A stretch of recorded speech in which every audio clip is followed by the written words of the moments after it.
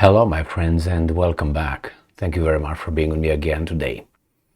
Well, Russia levels some serious accusations directed toward the United States of America.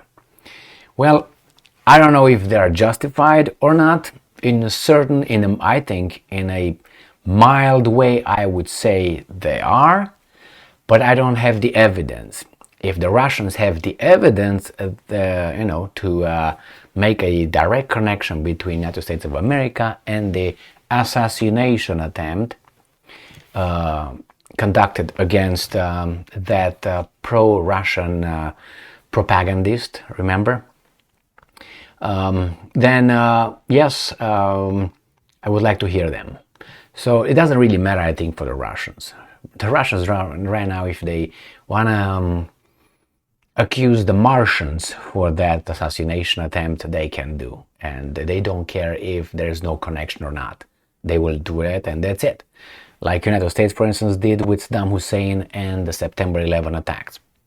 I don't remember being in connection. And then they said that Saddam Hussein will use weapons of mass destruction that he did not have. And then when they figure all these things, said, in the meantime, since we're here already, we bring freedom and democracy. So they changed like 3 times. So anyway, let's see what the Russians bring as evidence, maybe, if they really care about bringing evidence. I don't think they do. But as I always say, in this kind of circumstances, are you going to do anything about it? If not, then don't bother, because you just waste energy. So, Russia Today, May 6, 2023. US responsible for Prilepin car bombing, claims Moscow, accuses. The West enables and supports what they call neo-Nazi terrorists in Ukraine, Russia's foreign ministry has said. The US bears ultimate responsibility for the terrorist attack against Russian writer and political activist Zakhar Prilepin.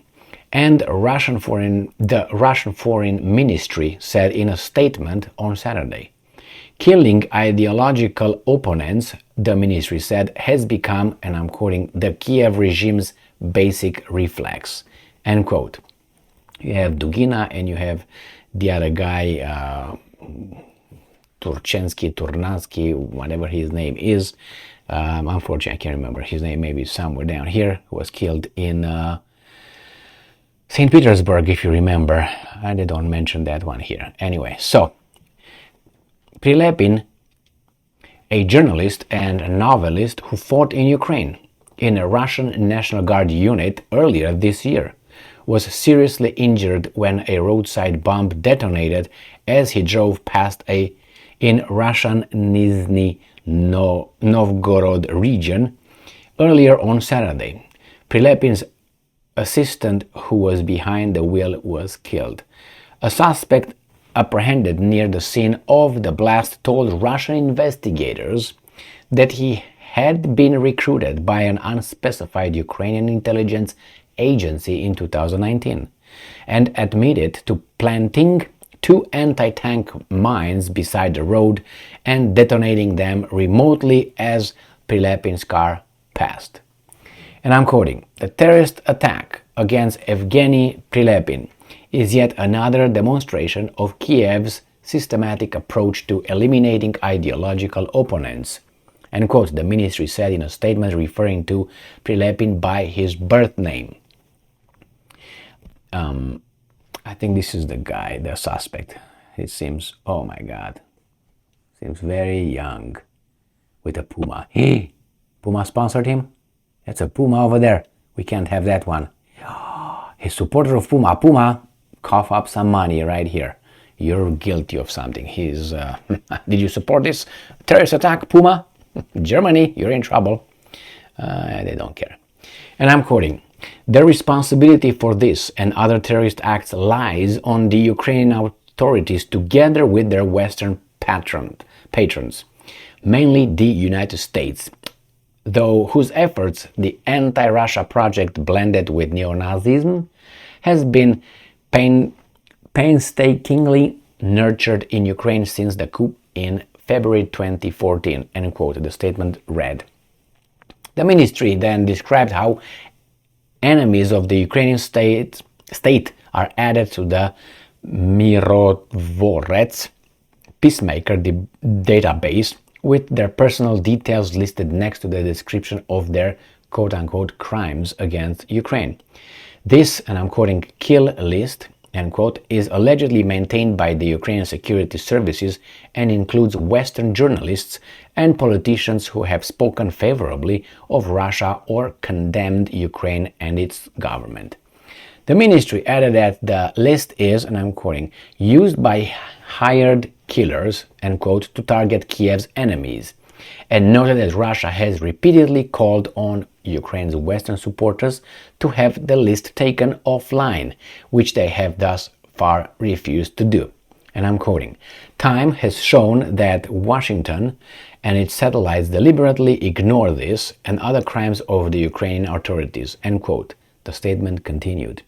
As Ukraine's largest financial backer and provider of intelligence, Russia contends that the US was ultimately responsible not just for the attack on Prilepin, but also the murders of nationalist writer, here we have him, I found them, nationalist writer Daria Dugina and military blogger Vladlen Tatarsky, and the attempted assassination of Tsargrad TV founder Konstantin Malofeyev. Moscow has also blamed Washington for a recent, albeit unsuccessful, drone attack on the Kremlin, and I'm quoting, "We know full well that decisions to carry out such terrorist actions are made not in Kiev, but in Washington," end quote. Kremlin spokesman Dmitry Peskov told reporters on Thursday. Well, this is what they say. Obviously, that kid over there said whatever was necessary. But hey, maybe he, I don't know if that picture of that kid was before he was interviewed, or I don't think that picture is after he was interviewed. But anyway, I'm just assigning a bad, vibe to the Russians just because these guys tell me to do so. Otherwise, I might be on that list too. I don't think I'm that important yet. So anyway, my friends, let's put it this way. My analysis on this. It's possible that the Americans helped the Ukrainian, but it could be also, not their hand in this. I think that the Ukrainians informed the Americans of this kind of actions, and I think the Americans could have a say in yes or no. Why? Because indirectly, this kind of actions will have consequences in the media and in the portrayal of the good cause of, that side of the equation, the free countries, the peace makers, you know what I mean? So that's, I think they would have said, no, don't do it. This is going to create a little bit of a negative press somewhere, and then we can get those guys that we're not going to get on our side anyways, a little bit upset. But like everything else, with time, things tend to wane away. So I think the Americans might have known, and if they didn't know, I think they could have said something, but they didn't. They didn't say, you know what, I think that was a little bit too much. They didn't say, yes, we got it, which is very suspicious. You know what I mean? When they were accused of blowing up the Nord Stream 1, Nord Stream 2 pipelines by Seymour Hersh, they immediately came and said, no, that's stupid. Who thinks like that is crazy? Nah, and in 2 weeks and a half, they came with their version. And then Denmark came now with another version, which would be the third version. Seymour Hersh is the first one. The American intelligence with that little yacht. You remember the yacht with 5 men and a woman? Yeah, that's the American version. And then now the Danish military. Oh yeah, there were some some Russian ships around there circling around Nord Stream 1, Nord Stream 2, about the time when that occurred, with some submarine things. Keep playing. Okay. Yeah. All right. Yeah. All right. So in this case, I think the Americans either knew or were involved, or both. Because if you're involved, you necessarily know about it. So anyway, the question is, hey, Russia, what are you going to do about it? And Russia says, patience is still a virtue. And we'll find out. Are they going to blow Zelensky up? I don't know. I haven't seen Zelensky out. I'm looking for him. I want to see Zelensky. And, sometimes when he comes outside and he does this, and I haven't seen him lately. I don't know how he traveled from, in the Western Europe. He's safe over there. That's why right now he's still there until the 13th. He's going to be in Germany. So he was in Finland, and then he traveled to Hague. And then I don't know if he went to Brussels. I don't know what's next. He's going to end up in Germany sometime. And then he has to come back home. When he comes back home, the Russians are like, come to me, come to me. Like this, more like, come to me. I don't know, maybe, we'll see. I don't know. It's very possible that a missile mistakenly will blow his airplane up. Maybe they're gonna hit something that will be in the vicinity as a warning, and then we're not gonna hear Zelensky anymore. We're gonna see Zelensky only inside, never outside or flying or anything like that, because now he's got a free pass from Bennett. If you remember Bennett, the former Prime Minister of Israel.